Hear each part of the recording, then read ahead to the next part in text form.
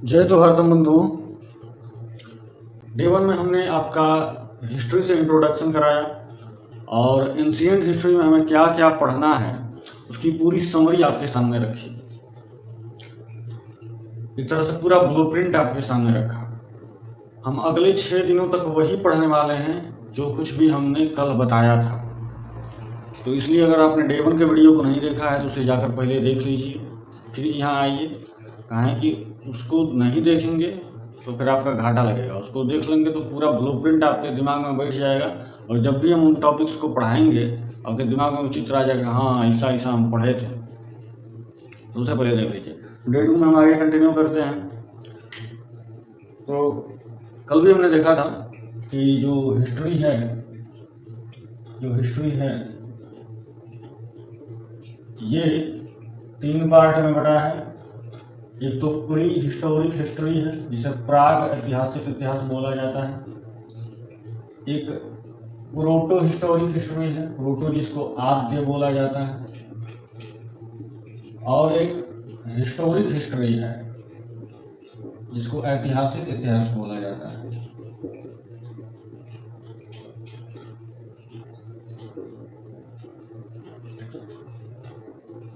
Further इसी ऐतिहासिक इतिहास हिस्टोरिक हिस्ट्री का डिवीजन है 3 पार्ट में, एंशिएंट, मेडिवल और मॉडर्न।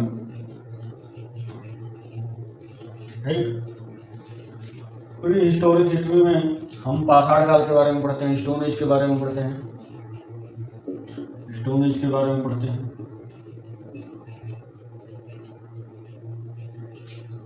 हम प्रोटो में इंडस वैली सिविलाइजेशन के बारे में पढ़ते हैं, सिंधु घाटी सभ्यता के बारे में पढ़ते हैं। और एंशिएंट, मेडिवल और मॉडर्न जान ही रहे हैं। हमने कहा था कि हम प्री और प्रोटो दोनों को एंशिएंट में ही कंसिडर कर लेंगे एक समझ के लिए। और आपको बताते चलें कि जो प्री हिस्टोरिक हिस्ट्री है इसके विषय में कोई, स्टोन एज के विषय में कोई लिखित स्रोत उपलब्ध नहीं है और इसमें जो कुछ भी बातें कही गई हैं वो प्रामाणिक भी नहीं है, कल्पना है, कल्पना मात्र है। पाषाण काल में जो भी बातें कही गई हैं सब एक कल्पना मात्र है। डार्विन की जो विकासवाद की नीति है, पद्धति है, विकासवाद का जो सिद्धांत है वो भी एक पूर्णतया कल्पना ही है। डार्विन कहते हैं कि बंदरों के पूंछें चली गई और मूछ आ गया तो वो इंसान बन गए। आज भी कितने सारे बंदर हैं, पूंछ चली जाए और मूछ आ जाए वो भी इंसान बन जाए। कितने इंसान बने इतने हजारों सालों में, कितने इंसान बने। तो और क्या कहते हैं, वो कहते हैं डार्विन की जिनको उड़ने की इच्छा हुई उनके पंख आ गए। आज भी सब उड़ना चाहते हैं, कौन नहीं है कि जो उड़ना ना चाहता। क्यों नहीं पंख आ जाता? हम आज भी हवाई जहाज, हेलीकॉप्टर पर निर्भर हैं, पंख क्यों नहीं आ जाता? तो ये सब जो भी बातें कही गई वो कल्पना मात्र है, सत्य से कोई संबंध नहीं है, पर मजबूरी है, हमें यही पढ़ना है, पढ़ाया जाता है, यही पढ़ना है। पाषाण काल कोई उतना महत्वपूर्ण है नहीं, इसलिए हम बहुत शॉर्ट में इसे लेकर जाएंगे, प्रश्न पूछा जाता है नहीं इससे। तो एकदम 5 मिनट में इसको कवर कर लेंगे स्टोन एज की प्री हिस्टोरिक हिस्ट्री को। देखिएगा, तो इसके विषय में लिखित स्रोत उपलब्ध नहीं है। जो प्रोटो आद्य ऐतिहासिक इतिहास है इसके विषय में लिखित स्रोत उपलब्ध तो है पर उसे कोई पढ़ नहीं सकता है। ऐसा लिखा गया है, ऐसी लिपि है, वैसी लेखनी है जिसको कोई पढ़ ही नहीं सकता है। और हिस्टोरिक हिस्ट्री में लिखित स्रोत उपलब्ध भी हैं और उसे पढ़ा भी जा सकता है, ऐसा है।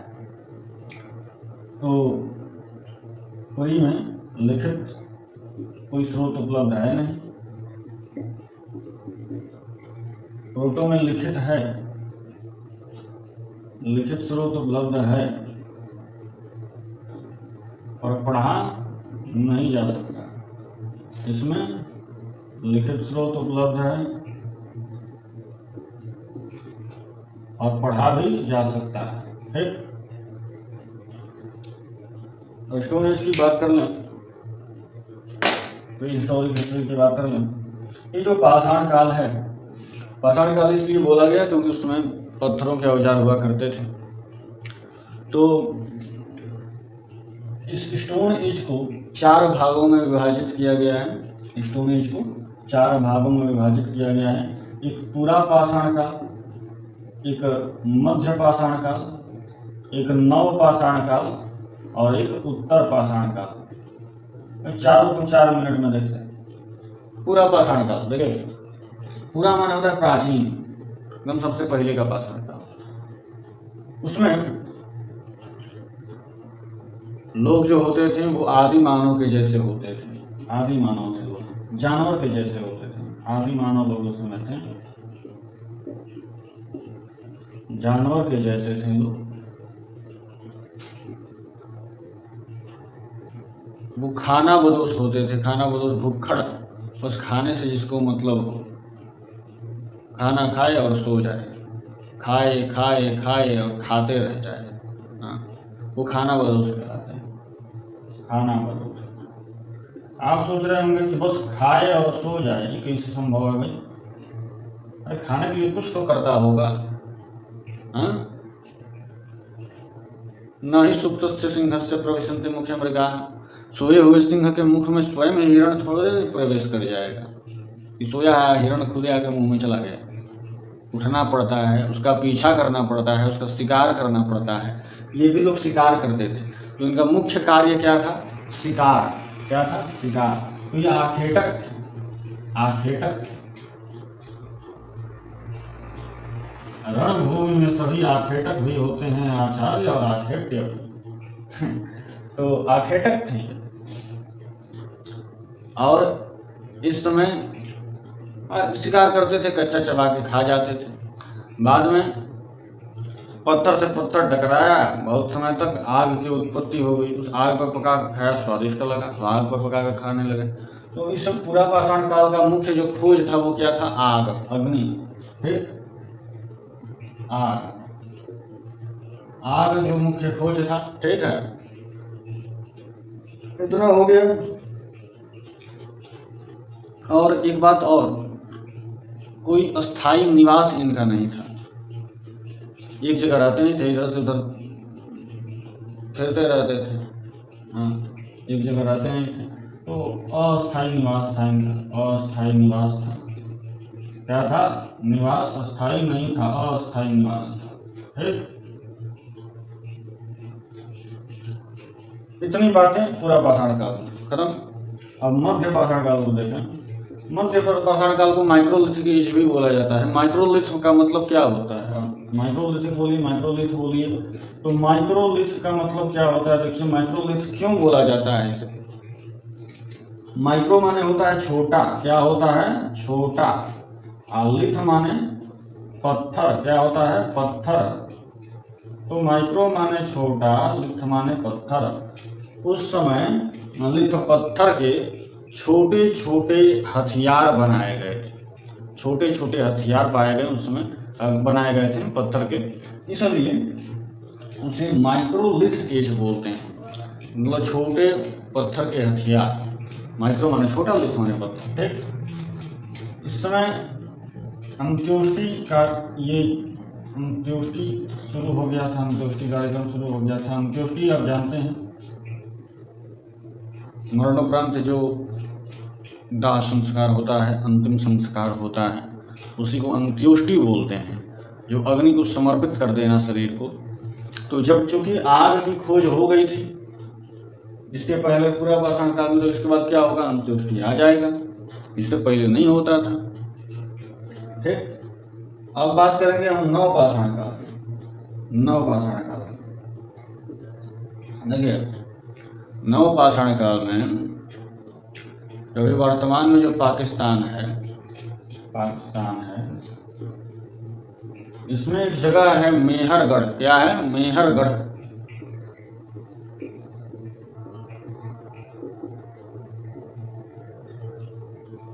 मेहरगढ़ की 2 पहाड़ियां हैं।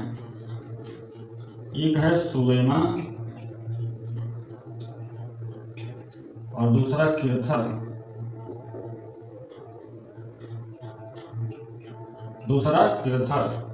इन दोनों पहाड़ियों के बीच सबसे पहले खेती शुरू हुई। क्या शुरू हुआ? खेती। तो खेती शुरू हुआ बाद में। किस चीज की खेती हुई? तो जौ और गेहूं की। किस चीज की? जौ और गेहूं की। जौ और गेहूं।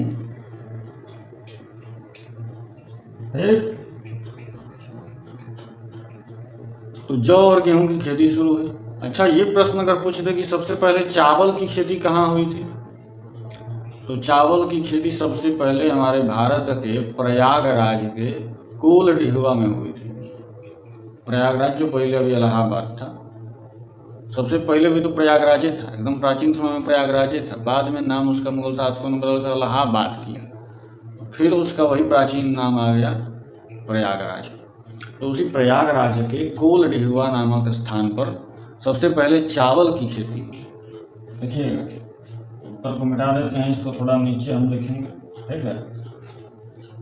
तो प्रयागराज जिसे तीर्थराज भी बोला जाता है, सभी तीर्थों का राजा है।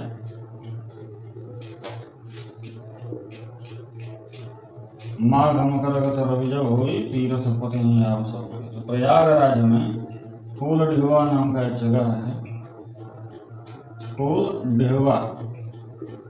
तो कोलडिहुआ में सबसे पहले चावल की खेती हुई। किसकी खेती हुई? चावल की, ठीक। तो नवपाषाण काल में खेती शुरू हो गई थी। खेती शुरू हो गई। पूछेगा प्रश्न किस काल में खेती शुरू हुई, तो आप कहेंगे नवपाषाण काल में।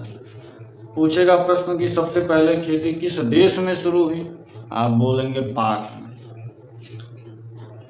उस समय तो भारत ही था। अगर भारत में उस समय यह हिस्सा नहीं रहता तो खेती वहां पर शुरू हुई भी नहीं रहती। क्यों? क्योंकि मेरे देश की धरती उगले हीरे सोना मोती। उनके देश की नहीं, हाँ, हमारे देश की। तो अभी अलग है ना, उस समय तो हमारे नहीं। तो खेती सबसे पहले किस देश में पूछेगा? पाक में।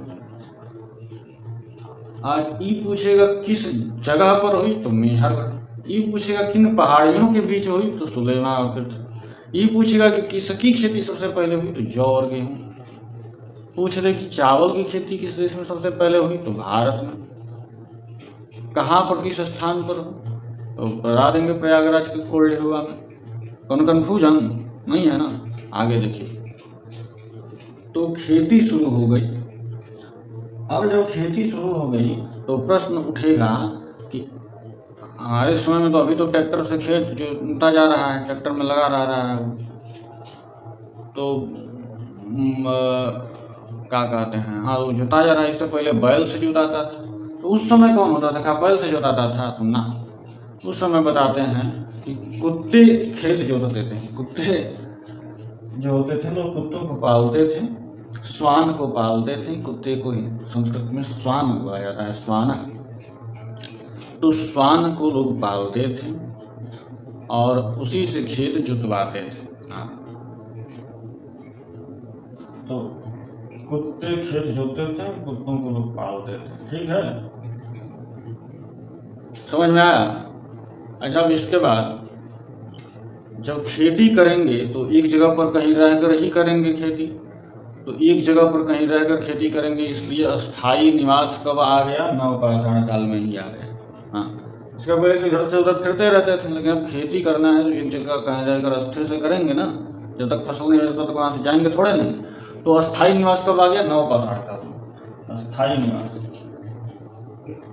अस्थायी निवास, ठीक।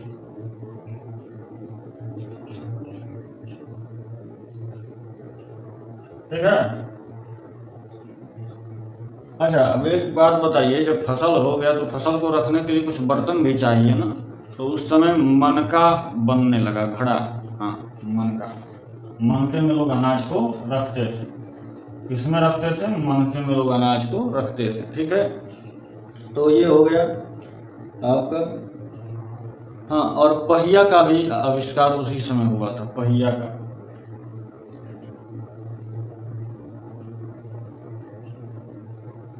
पहिया का भी आविष्कार उसी समय। अनाज हुआ तो उसको एक जगह से दूसरी जगह ले जाना है, तो पहिया आसानी से लेते जाएगा। अनाज जब फसल काटे तो उसको अब लेकर जाना है ना अपने निवास स्थान पर खाने के लिए, तो उस अनाज को कौच में रख कर ले जाएंगे, आप पीठी पर लाद कर ले जाएंगे तो हालत ख़राब हो जाएगा। तो कौन वाहन चाहिए, तो वाहन के लिए पहिया का आविष्कार इसी समय में हुआ। ठीक, दिखाई दे रहा है ना पहिया, हाँ ठीक। इसके बाद हम बात करें ताम्र पाषाण काल की, जिसे उत्तर पाषाण काल भी बोला जाता है। उत्तर में होता है इंड, अंत, तो ताम्र पाषाण काल की बात करते हैं। तो बंधुओं, ताम्र पाषाण काल या उत्तर पाषाण काल नाम से पता चल रहा है, इसमें तांबे की खोज की गई थी। इसकी खोज की गई थी तांबे की, तांबा इसमें मिला, इसलिए इस काल का नाम ताम्र पाषाण काल भी पड़ा। इसमें इतना ही जानना है। तो आपका ये जो है खत्म पूरा, आपका पाषाण काल पूरा खत्म। सोचे थे कि 5 मिनट में कर देंगे, पर 15 मिनट चला गया, कोई बात नहीं, इतना होना भी चाहिए। तो ये आपका पाषाण काल खत्म।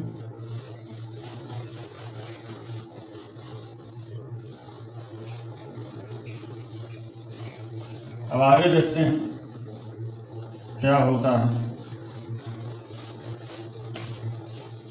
पाषाण काल के साथ ही प्री हिस्टोरिक हिस्ट्री भी खत्म हो गया, प्राग ऐतिहासिक इतिहास ही खत्म हो गया।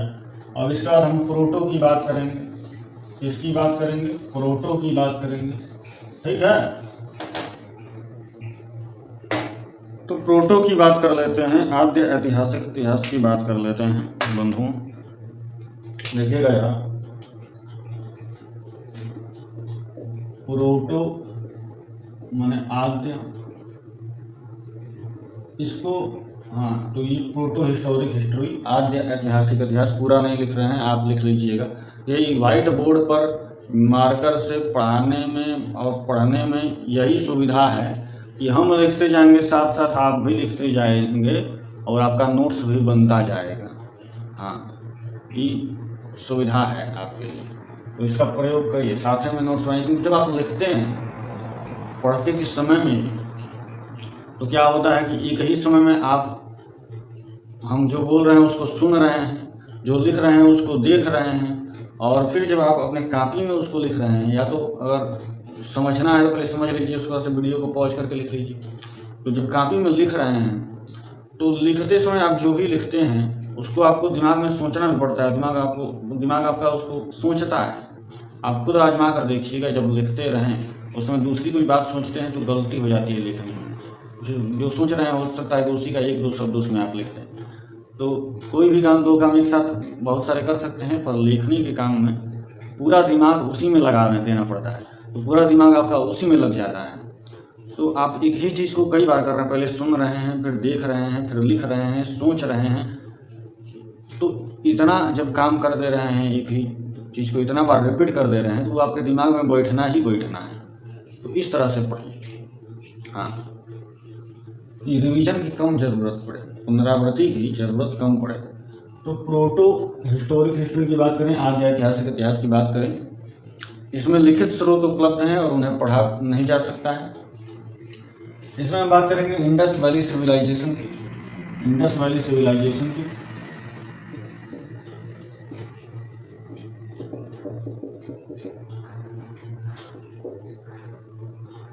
इसको हड़प्पन सिविलाइजेशन भी बोला जाता है। कल ही हमने इस पर चर्चा की थी कि इन पहले अधिकतर जो साइट्स थे, स्थल थे सभ्यता के, वो सिंधु नदी और इसकी सहायक नदियों के किनारे मिले, इसलिए इसका नाम सिंधु घाटी की सभ्यता रखा गया, इंडस वैली सिविलाइजेशन रखा गया।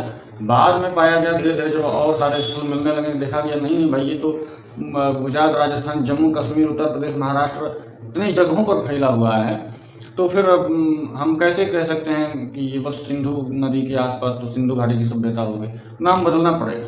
तो क्या नाम रखा जाए? तो लोगों ने कहा कि सबसे पहला साइट पर मिला था, हड़प्पा मिला था, पाकिस्तान के मोंटगोमरी जिले में मिला था, रावी नदी के तट पर। रावी नदी जो सिंधु नदी की सहायक नदी है, सबसे पहला शहर वो मिला था। तो एक काम करिए, उसी पर इसका नाम रख दीजिए हड़प्पन सिविलाइजेशन।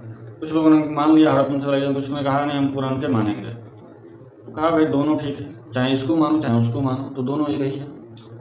तो इसको आप हड़प्पन सिविलाइजेशन भी बोल सकते हैं। ठीक, इसका एक और नाम है कांस्ययुगीन सभ्यता। सिंधु घाटी की सभ्यता का एक और नाम है कांस्ययुगीन सभ्यता। कांस्य युगीन सभ्यता। क्यों बोला जाता है इसे कांस्य युगीन सभ्यता?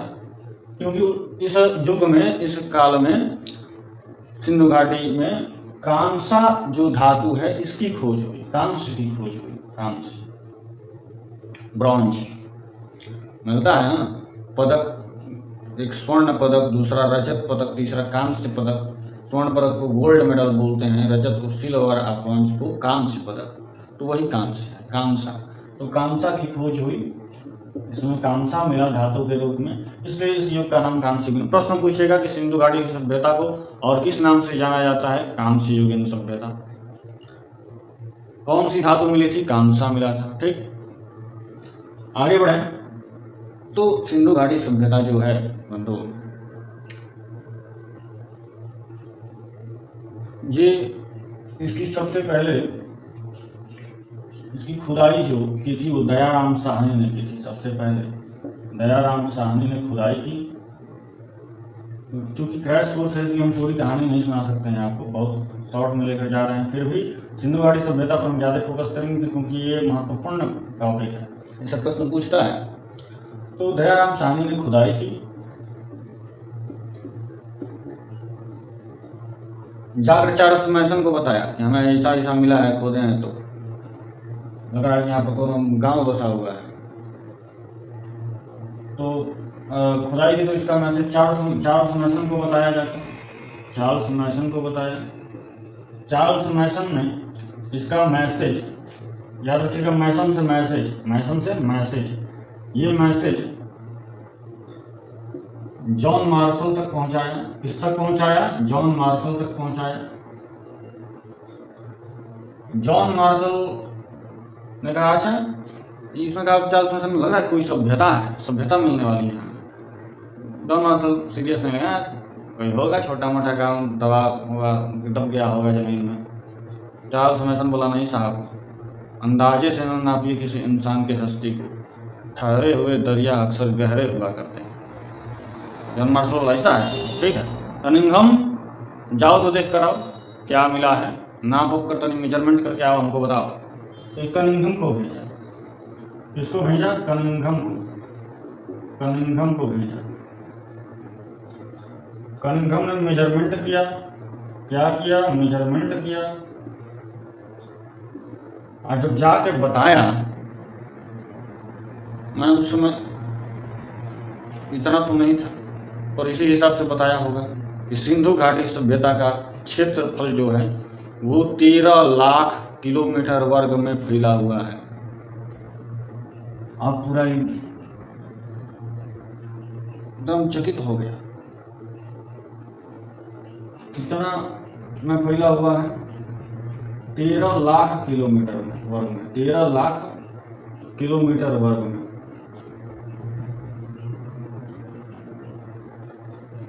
13 लाख किलोमीटर वर्ग में फैला हुआ है। जॉन मार्शल अनाउंस कर दिए हमको नई सभ्यता मिल गई है। तो ये खोजकर्ता बन गए भाई, सब काम किया ये सब और खोजकर्ता बन गए, कहे जाने लगे खोजकर्ता इसके। और इसका नामकरण भी इन्होंने ही किया, नामकरण भी इसका इन्होंने ही किया, सिंधु घाटी की सभ्यता, इंडस वैली सिविलाइजेशन।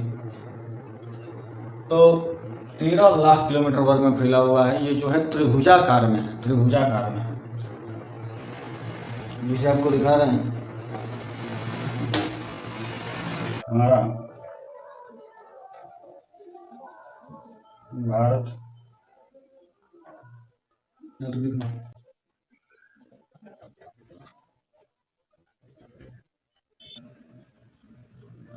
हाँ, यहाँ से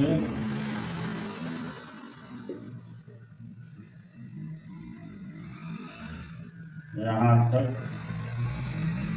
इस शेप में है, इन क्षेत्रों में ये फैला हुआ है। इधर आपका जम्मू कश्मीर में भी पड़ जाता है, और इधर पंजाब में है ये, सिंध में है ये, बलूचिस्तान और राजस्थान में अपना भारत में है ये है। इधर महाराष्ट्र में भी आ गया है। अब महाराष्ट्र के साथ साथ पश्चिमी उत्तर प्रदेश में भी आ गया है, पश्चिमी उत्तर प्रदेश में भी आ गया है। पूरा 13 लाख किलोमीटर वर्ग में फैला हुआ है। अब भारत का क्षेत्रफल आप देखेंगे, भारत का क्षेत्रफल 32 लाख किलोमीटर वर्ग है। कितना है? 32 लाख किलोमीटर वर्ग। तो 32 लाख किलोमीटर वर्ग ये है और 13 लाख किलोमीटर वर्ग ये है। इसका मतलब कि भारत का 40%, लगभग भारत की जितनी एरिया है उस एरिया का 40% एरिया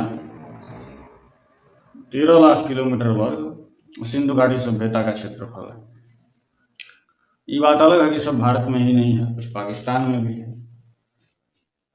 इतना हमने जान लिया। अब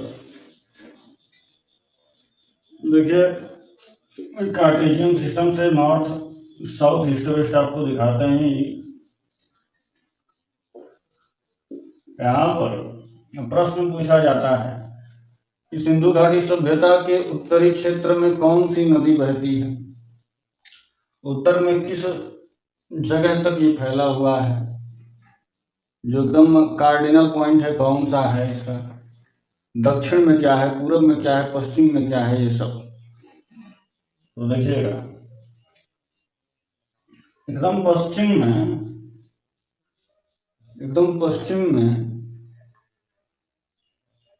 दास्क नदी बहती है। दास्क नदी कौन से शहर के पास में? सुतका गैंडोर। कौन सा शहर है? सुतका गैंडोर। पश्चिम में एकदम कार्डिनल पॉइंट कौन सा है इसका? सुतका गैंडोर। तो सुतका गैंडोर है पश्चिम में, जहाँ पर दास्क नदी बहती है। उत्तर में देखेंगे तो चेनाब नदी है। चेनाब नदी है।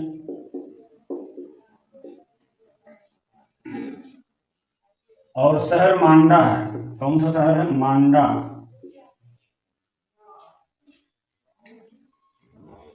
अब पूरब में देखेंगे तो हिंदन नदी है। कौन सी नदी है? हिंदन नदी है। हिंदन नदी। और शहर कौन सा है? आलमगीरपुर। आलमगीरपुर। आलमगीरपुर। वहीं दक्षिण में देखा जाए तो प्रवरा नदी। प्रवरा, जिसको आज के समय में गोदावरी बोला जाता है, तो प्रवरा नदी कौन से शहर के पास? दैमाबाद शहर।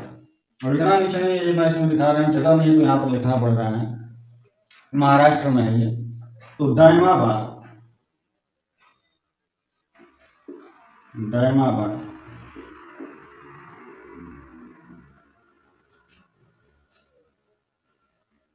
तो पश्चिम में सुतका गैंडोर शहर के पास दास नदी के किनारे, उत्तर में मांडा शहर के पास चेनाब नदी, और पूरब में हिंदन नदी के पास आलमगीरपुर शहर, और दक्षिण में दैमाबाद शहर के पास प्रवरा नदी।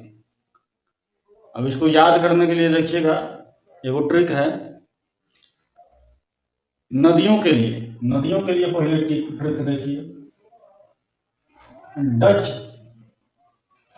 डच हैं पर भारत में नहीं। भारत में नहीं। अभी तो आप भी जानते हैं कि डच हैं, डच की उपस्थिति तो है, डच तो है ही हैं, लेकिन भारत में वो नहीं है। पढ़े ही होंगे उधर बेल्जियम, बेलारूस, ब्राज़ील सब पढ़े होंगे, डच, फ्रेंच। तो डच भारत में नहीं है। ये एक ट्रिक है, इससे डच का ड जो है इससे दास याद कर लीजिए, और च जो है इससे चेनाब याद कर लीजिए, है से हिंदन याद कर लीजिए, और पर से प्रवरा याद कर लीजिए। अब भारत में नहीं, इसको ऐसे ही रहने दीजिए। जब नहीं लिख दिए तो कहाँ उसके पीछे पड़ रहे हैं। तो डच हैं पर भारत में नहीं। अब इसके बाद जो शहर हैं उसके लिए ट्रिक, तो आप बोलते हैं अंग्रेजी में जोड़ को ऐड बोलते हैं। जोड़ना माने ऐड करना। और उसी का एक और बोलते हैं सम, SUM, सम बोलते हैं ना। तो इस सम को, SUM को हिंदी में तरह लिखिए सम। हिंदी में लिखिए सम, ऐसे होगा। Sum is equal to add.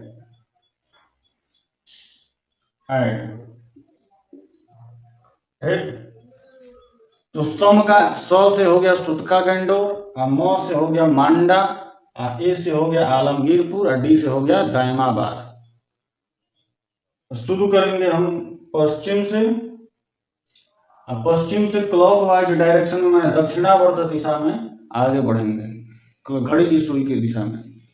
तो पहले पश्चिम से आएंगे उत्तर, उत्तर से फिर आएंगे पूरब, पूरब से फिर आएंगे दक्षिण, और इसको ऐसे याद कर लेंगे।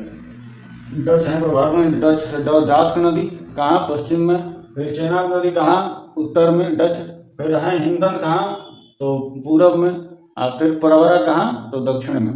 उसी तरह पहले पश्चिम से शुरू करेंगे, सुतका गंडोर, फिर उत्तर मांडा, फिर पूरब आलमगीरपुर, फिर दक्षिण दायमाबाद।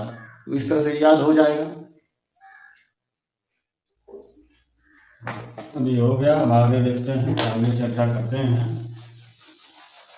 हाँ, एक बात है, जब खोज हो रहा था, जब खुदाई चल रही थी प्रारंभिक काल में, तो उस समय अधिकतर जो शहर पड़े, स्थल पड़े, लगभग 350 स्थल हैं। आज के समय 350 तक पहुंच गया है। तो अधिकतर जो स्थल पड़े सिंधु घाटी सभ्यता के, वो आज के समय में, वर्तमान समय में पाकिस्तान में प्रारंभिक काल में। लेकिन बाद में जब खुदाई होने लगी तो अधिकतर स्थल जो थे वो गुजरात में पड़ गए। कम से कम गुजरात में ही 150 के करीब स्थल पड़े हैं। सिंधु घाटी सभ्यता के 150 जगह, 150 साइट्स बस गुजरात में पड़े हैं। तो क्या कहते हैं, प्रारंभिक पूरे लगभग 350 अप्रोक्स मानिए 350 स्थल हैं, साइट्स हैं,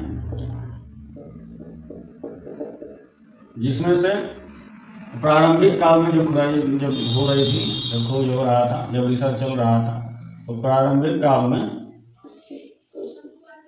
जो था वो पाकिस्तान में सर्वाधिक पड़ा, सर्वाधिक। बाद में देखा गया कि 150 स्थल गुजरात में पड़ गया। हाँ, ये बात अलग है कि पाकिस्तान में जो सिंधु घाटी सभ्यता के साइट्स हैं वो भारत से अधिक हैं, लेकिन गुजरात की बस बात करें, गुजरात में बहुत ज़्यादा है, 150 गुजरात में। सबसे अधिक भारत में अगर कहीं है तो गुजरात में। महाराष्ट्र और उत्तर प्रदेश में तो 1-2 गिना चुना है सब। तो 150 के करीब बस गुजरात में। देखिए, आपका पंजाब हो गया, सिंध हो गया, बलूचिस्तान हो गया,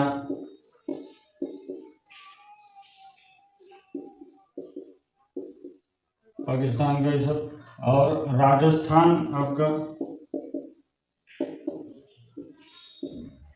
आपका महाराष्ट्र, आपका J&K Jammu Kashmir, western UP, इन सब जगहों पर इसका एक्सटेंशन मिलता है। इन सब जगहों पर इसका एक्सटेंशन देखने को मिलता है। ठीक,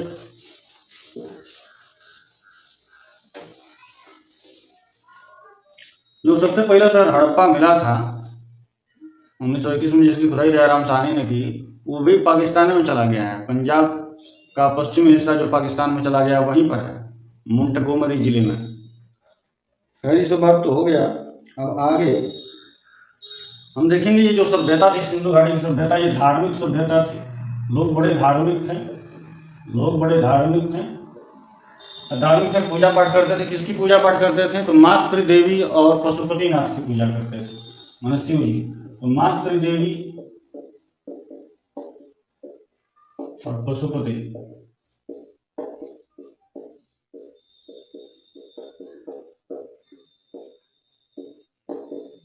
ठीक।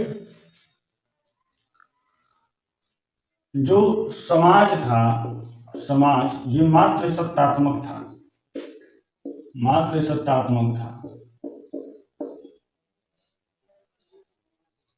लोग माता के नाम से अपना परिचय देते थे। मातृसत्तात्मक समाज था और समतावादी था, भेदभाव नहीं था, सबको समान दृष्टि से देखा जाता था, समतावादी। जो मुख्य व्यवसाय था, ऑक्यूपेशन था, व्यवसाय लोगों का जो था वो व्यापार था, ट्रेड था, व्यापार। अब व्यापार होता था तो क्या विदेशी व्यापार होता था, होता था। किससे होता था? तो फारस से होता था। फारस जो उस आज के समय में ईरान कहा जाता है, उस समय फारस नाम था। तो फारस से व्यापार होता था। ईरान, ईरान कहाँ है आप जानते हैं? इसलिए आपका हमारा भारत, इधर है आपका पाकिस्तान, इधर अफगानिस्तान है, और अफगानिस्तान के यहाँ से शुरू हुआ है ईरान का बॉर्डर, और ये ऐसे ईरान है, पाकिस्तान से भी इधर मिला है, ये ईरान है। तो यहाँ से व्यापार होता था, क्योंकि कुछ हड़प्पन पॉट्स, बर्तन कुछ हड़प्पा के वहाँ पर मिले हैं, कुछ जो बर्तन मिले हैं वहाँ पर फारस में, उसमें भी कॉपर निकल के अंश ही मिले हैं, और हड़प्पा में भी जो पॉटरीज हैं सब, उसमें भी कॉपर निकल का अंश मिला है। तो इससे अनुमान लगाया गया कि भाई व्यापार होता था फारस से। अब आगे बढ़ें तो व्यवसाय जो मुख्य ऑक्यूपेशन जो अत्यधिक सर्वाधिक लोगों का था वो व्यापार था, ट्रेड था। ट्रेड विदेशी व्यापार चलता था फारस से। और हम देखते भी हैं कि लोथल जो है, लोथल सी पोर्ट जहाँ पर था, आगे पढ़ेंगे तो वहाँ पर 16 किलो का एक सबसे छोटा बाट भी मिला है, और वहाँ पर ऐसे भी प्रमाण मिले हैं जिससे पता चलता है कि व्यापार होता था। जैसे मिस्र का मोहर मिला है, मिस्र का मोहर, इसका मतलब वहाँ से सामान आता था, उस पर मोहर, उसके बोरे पर मोहर लगा कर भेजा जाता था, पता चलता था कि हाँ वहाँ का ये सामान है, यहाँ से वहाँ सामान जाता था। मिस्र का मोहर मिला है, बाट मिला है, ये सब आगे हम पढ़ेंगे लिखेंगे। तो व्यापार होता था भारत से मिस्र उधर। हाँ आगे देखें, व्यापार के बाद जो है कृषि जो थी, कृषि अर्थव्यवस्था का मूल केंद्र था कृषि। और कृषि में किसकी खेती होती थी? अर्थव्यवस्था किस पर निर्भर करता था? कृषि पर। अर्थव्यवस्था कृषि पर निर्भर करता था, और कृषि खेती किसकी होती थी? सर्वाधिक कपास की, कॉटन की, जिससे कपड़ा बनता है। अर्थव्यवस्था कृषि पर निर्भर करती थी अधिकतर, और खेती कपास की जाती थी। सिक्का जो होता था वो टेराकोटा का होता था, मिट्टी का होता था।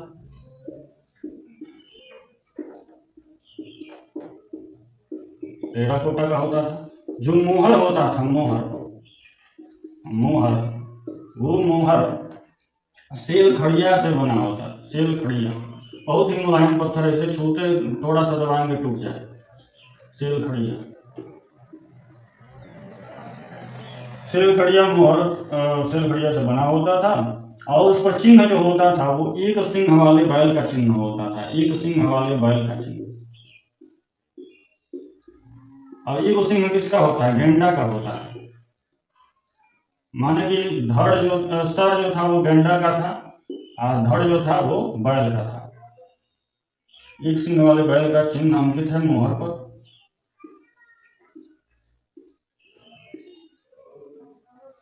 इसका मतलब कि जो सर था वो सर गेंडा का था, और धड़ जो था वो बैल का था। ठीक। हाँ, किसी भी मोहर पर शेर या फिर गाय का चिन्ह नहीं देखा गया है। इसका अर्थ ये है कि उस समय शेर और गाय उतने प्रसिद्ध नहीं रहे होंगे, लोग उतना उनके बारे में नहीं जानते होंगे। तो सिंह और गाय के चिन्ह कहीं नहीं मिले। बर्तन जो होते थे वो पक्की मिट्टी के होते थे, एकदम लाल लाल बर्तन पक्की मिट्टी के होते थे।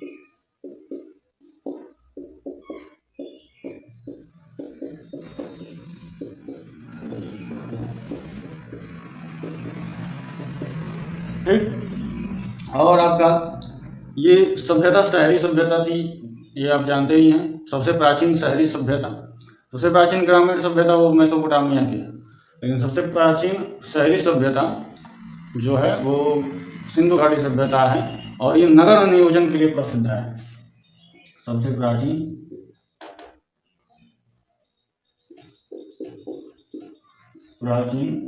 शहरी सभ्यता है।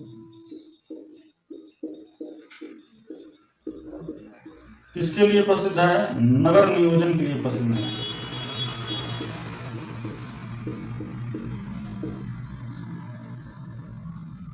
नगर नियोजन के लिए प्रसिद्ध है। इतना बढ़िया से सुंदर से किया गया है सब कुछ, जो सड़क है वो पूरब से पश्चिम की दिशा में बनाया गया था कि पूर्वा हवा बहे तभी न सब सड़क साफ, पछुआ हवा बहे तभी न सब सड़क साफ। जो नालियाँ एकदम नाली सड़क सब ग्रेड पैटर्न में हैं, दोनों एक दूसरे को राइट एंगल पर इंटरसेक्ट करते हैं। और यहाँ तक कि जो नालियाँ वहाँ की हैं वो भले वहाँ के घर भले ही कच्चे ईंटों से बन गए, लेकिन नालियों को लोगों ने वहाँ पर पक्की ईंटों से बनवाया। इतना हाइजीन का इतना ध्यान रखा जाता था वहाँ पर। तो ये सब बातें नगर नियोजन के लिए बड़ी प्रसिद्ध है ये।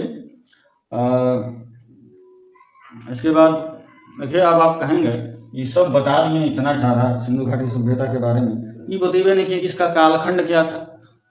अंत में हम इसीलिए रोक कर रखे थे क्योंकि इस पर मतैक्य है, एक मत नहीं है कि किस काल में किस समय में था, इसकी अवधि क्या थी। एक मत नहीं है, अलग अलग लोगों का अलग अलग मत है। कुछ बोलते हैं कि 2500 ईसा पूर्व से लेकर 1750 ईसा पूर्व तक, कुछ बोलते हैं 2350 ईसा पूर्व से लेकर 1750 ईसा पूर्व तक, कोई एनसीईआरटी बोलता है कि नहीं 2600 ईसा पूर्व से लेकर 1900 ईसा पूर्व तक। तो सत्य क्या है?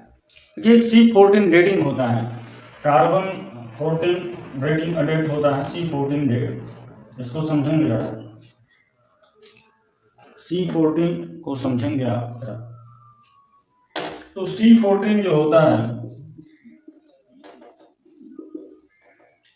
कार्बन 14 डेटिंग, तो आप जानते हैं कार्बन का ये एक आइसोटॉप है। वैसे तो 12 एटॉमिक मास जानते हैं, लेकिन 14 एटॉमिक मास वाले एक आइसोटॉप है कार्बन का। कोई भी वस्तु जब पुरातात्विक वस्तुएं मिलती हैं तो उन वस्तुओं में देखा जाता है कि C14 की मात्रा कितनी है। इस समय बीतते समय जैसे जैसे बीतता है वैसे किसी भी वस्तु में C14 की मात्रा कम होने लगती है। अब जितना मात्रा उसमें कम, लेकिन अंत तक भी कुछ मात्रा बचा ही रहता है, हमेशा वो समाप्त होता ही नहीं है, ऐसा है C14। तो देखा जाता है कि कितना कम हुआ है, कितना परसेंट इसमें C14 की मात्रा है, उस हिसाब से अंदाजा लगाया जाता है कि कितना पुराना होगा। तो C14 डेटिंग के अनुसार बताया गया है कि इसका कालखंड जो है वो 2350 BC से लेकर 1750 BC तक है। तो जो मतैक्य था वो यहाँ पर खत्म हो गया। अलग अलग लोगों का जो अलग अलग मत था, जो एक मत नहीं था, वो अब दूर हो गया। सबने इसको मान लिया कि ठीक है भाई, ये सर्वमान्य हो गया। लेकिन एनसीईआरटी आज तक नहीं माना। एनसीईआरटी आज तक बोलता है कि 2600 ईसा पूर्व से 1900 ईसा पूर्व तक था, और इसीलिए परीक्षा में वही लिखना भी पड़ता है। C14 वाला लिख देंगे तो गलती हो जाएगा, जबकि प्रमाणिक तो यही है, लेकिन एनसीईआरटी बोलता है हमको मानना पड़ता है। तो आप अगर पूछेगा तो यही लिखेंगे परीक्षा में कि 2600 BC से लेकर 1900 BC तक। C14 के पीछे मत भागिएगा, C14 के पीछे भागिएगा तो गड़बड़ा जाएगा, ठीक है। भले सर्वमान्य है पर आपकी परीक्षा में मान्य नहीं होगा, क्योंकि उसको एनसीईआरटी मान्य नहीं बताता है। तो 2600 ईसा पूर्व से लेकर 1900 ईसा पूर्व तक इसका कालखंड था। अब आगे हम इसके बाद सिंधु घाटी सभ्यता में जो अनेक शहर मिले, अनेक स्थल मिले, उन सब के विषय में चर्चा करेंगे Day 3 में। तब तक के लिए जय तो भारतम, जय तो भारत से संस्कृति, जय श्री राम।